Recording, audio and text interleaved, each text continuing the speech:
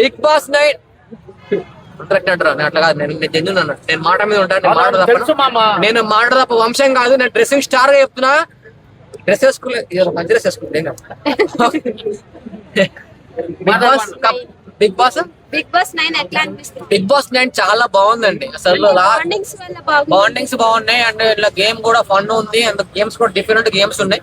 Games కూడా చాలా బాగున్నాయి. కానీ ఇందులో బిగ్ బాస్ గారు అండ్ ఏబీస్ కూడా చాలా బాగా తీశారు.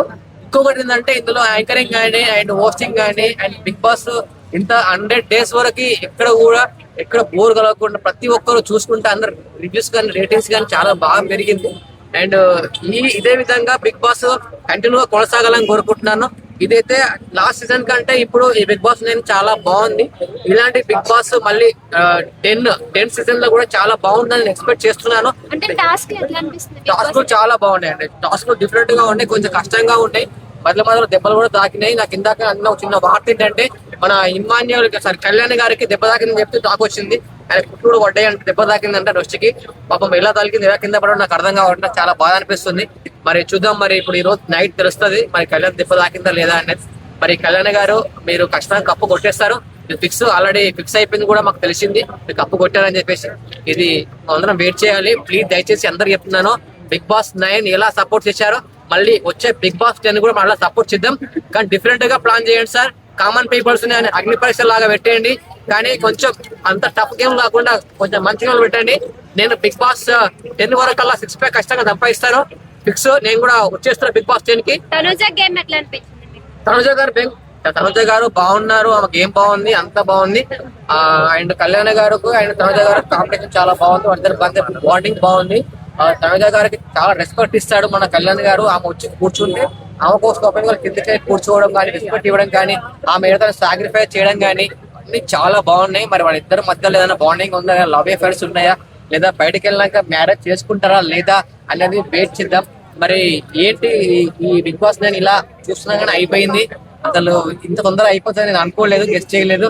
కానీ బిగ్ బాస్ అయిపోయినాక మళ్ళీ ఏదో కొత్తగా జోడీ అనేది వచ్చేస్తుందంటే అది ఎలా ఉంటుంది చూద్దాం. నేను ఎక్స్పెక్ట్ చేయలేదు. భరణి గారు గురు నాగబాబు గారు ఎక్స్పెక్ట్ చేయలేదు. ఆ రోజు రావడంతో నేను షాక్ అయ్యాను.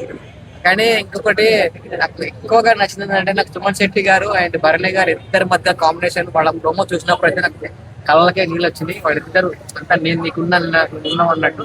కానీ వాళ్ళు బయటకు వెళ్ళినాక ఇలానే కలిసి ఉండాలని చెప్పి కోరుకుంటున్నాను.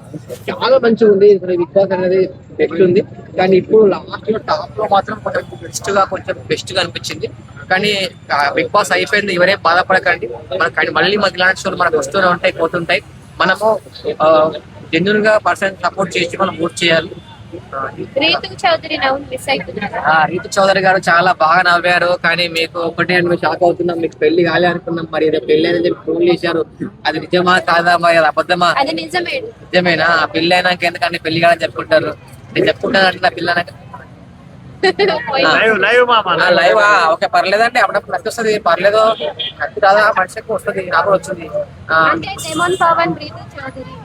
డెమన్ పవన్ కానీ డెమన్ పవన్ కప్పు కొడితే మాత్రం రీతు చౌదరి పెళ్లి చేసుకునేది. కానీ డెమన్ పవన్ ఎందుకు ఆమె పెళ్లి ఆయన తెలియదు కదా, పిల్లలు తెలుసు. ఆమె పెళ్లి కాలని చెప్పింది. ఇంకొకటి బయట జరిగే దగ్గర మీద కానీ బిగ్ బాస్ లో ఉన్న వాళ్ళకు ఏమీ తెలియదు. కాబట్టి అసలు డెమన్ పవన్ కి రీతకు పెళ్లి అనే విషయం తెలీదు. ఒకవేళ బయటకు వెళ్ళినాక తెలిస్తే మాత్రం డ్రాప్ అయ్యే ఛాన్స్ ఉంది. ఆల్రెడీ ఏముందంటే ఒకవేళ కప్పు గెలిస్తే మా ఇంటికి తీసుకొని రా అంది. మరి ఆ కప్పు తీసుకొని పోతే పెళ్లి చేసుకుంటుంది అనుకుందో, మరి ఏమనుకుందో, మరి రెండో పెళ్లి అవుతుందో మరి ఒకటో పెళ్లి అవుతుందో మరి తెలియదు. కానీ రితు గారు మీరైతే క్యూట్ అండి, చాలా బాగున్నారు. మీరు బెస్ట్ అండి. మీ నవ్వు మీరు అందరు చాలా బాగున్నారు. కానీ ఒక పెళ్లి ఏంటంటే